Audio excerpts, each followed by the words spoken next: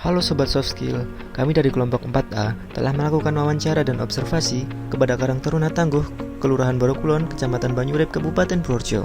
Nah, di sini kami berusaha untuk menggali potensi yang ada pada Karang Taruna tersebut nih. Mau tahu keseruannya gimana kan? Tonton video ini tanpa di-skip ya.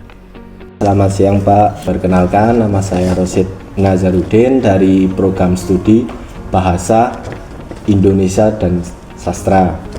Bersama rekan saya. Perkenalkan Bapak, saya Resti Andina Putri dari program studi Pendidikan Bahasa Inggris. Ya, sebelumnya saya meminta izin untuk mewawancarai perihal Karang Taruna di Kelurahan Borokulon. Yang pertama yang ingin saya tanyakan yaitu tentang bagaimana Karang Taruna di Kelurahan Borokulon ini terbentuk. Itu berawal dari tahun 2019 ya. Awalnya waktu itu setelah COVID merebak. Nah, itu kegiatan awal Karang Taruna waktu itu penyemprotan massal satu kelurahan, dan itu sudah terrealisasi lah kalau menurut saya. Nah, berawal dari situ terus terbentuk organisasi Karang Taruna, terbentuk lagi Karang Taruna dan berlanjut mengelola parkiran pada tahun 2022 akhir. Jadi Dan awalnya terbentuk itu karena kan dari 2019 itu kan dari pemuda itu kan banyak kegiatan. Ya. Nah, tapi kan tidak ada organisasi tingkat kelurahan. Nah, kemarin terus dari pemuda-pemuda di setiap RW itu kan kumpul bareng-bareng. Intinya menurut biasanya bagaimana kalau kita buat ulang nih terkait Karang Taruna, struktur mulai dari struktural, ADART, kemudian kepengurusan. Nah, jadi awal terbentuknya memang dari pemuda itu sendiri, dari warga Kelurahan Borokulon. Itu kan setiap ada event, tapi kan dari pihak-pihak warga-warga yang RT, RW, dan pemuda-pemuda itu nggak tahu kalau kelurahan ada event dan sebagainya, ada nggak tahu. Kemudian berangkat dari situ pemuda mengusulkan kepada Jika boleh tahu Bapak, setelah hari organisasi Karang Taruna ada berapa sih Pak anggota yang aktif? Kira-kira 10 itu yang aktif. Dulu banyak, sekitar 20. 20. Nah, dulu pertama. Oh, iya. Ya.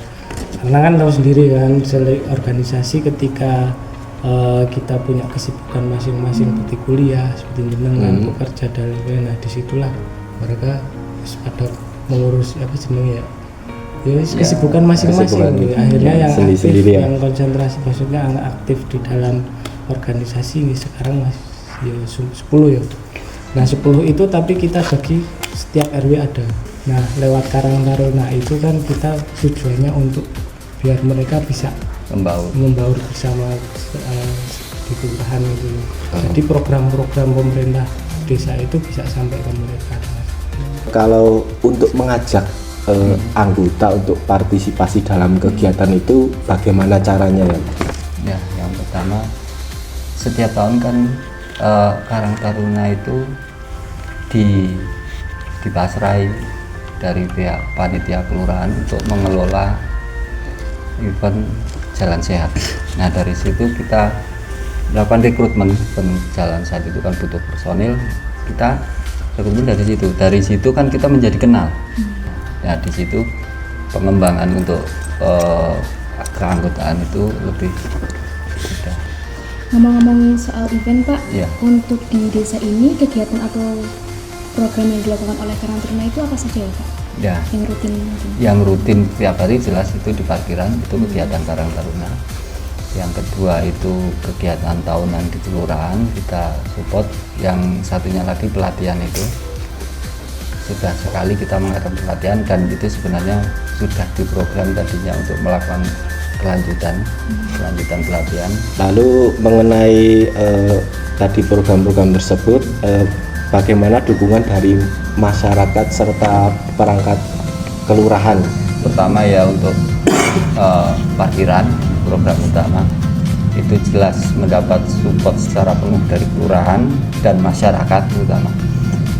kalau dilihat karena juga dengan adanya kegiatan tersebut otomatis Karang Taruna juga bisa berkegiatan secara aktif, secara mandiri di kelurahan. Di samping itu juga bisa mensupport kegiatan di kelurahan, tentunya itu mendapat dukungan penuh dari kelurahan.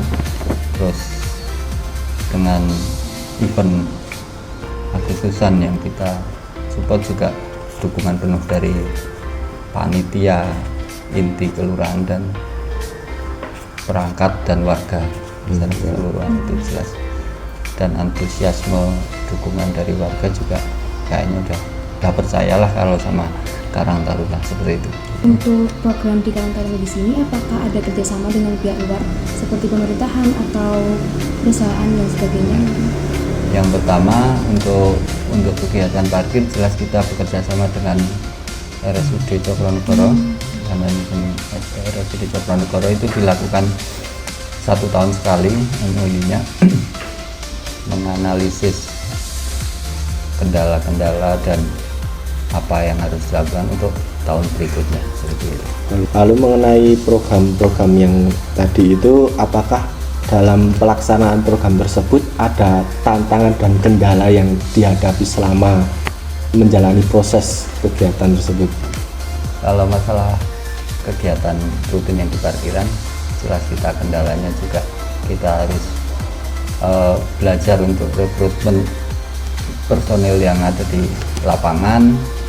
Samping itu juga kita yang tadinya kita belum pernah berkecimpung dalam manajemen parkir, akhirnya kita mau tidak mau belajar di situ. Itu kan merupakan tantangan baru buat kita. Berarti untuk kesimpulannya, potensi apa sih Pak yang unggul di Karang Taruna ini? Kita kan jalan pintasnya kan melalui kegiatan usaha parkiran.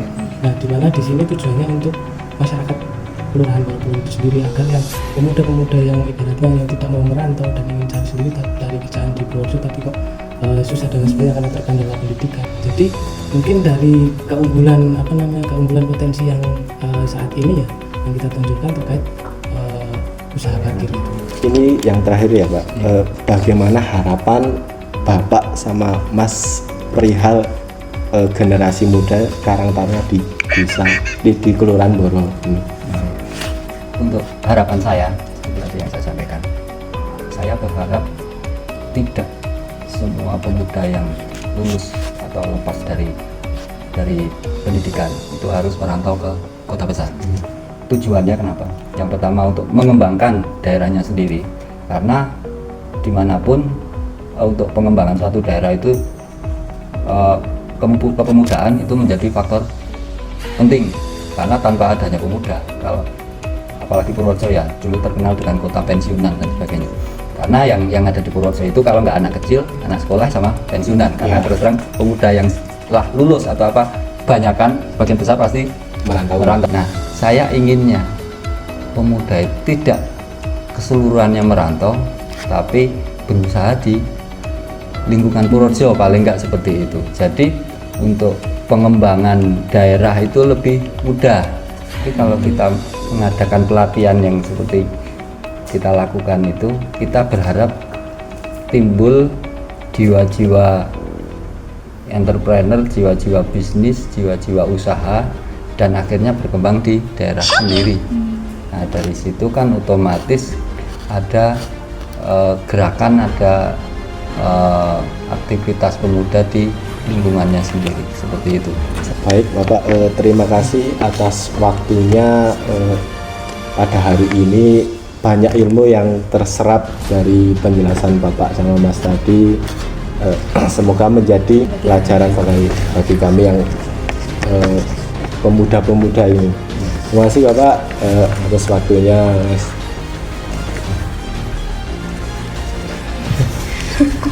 Aku masih nakal syuting kok.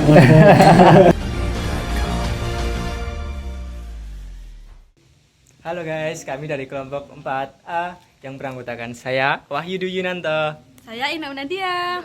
Saya Resti Andina. Rosid Nazarudin. Siti Ngawia. Nah, kita baru aja ngapain nih? Kami baru aja melakukan wawancara dan observasi di Kelurahan Kelurahan Barokulon, Kecamatan Banyurip. Nah, tadi gitu kita wawancara bersama Ketua Karang Taruna bersama sekretarisnya nih. Thanks for watching.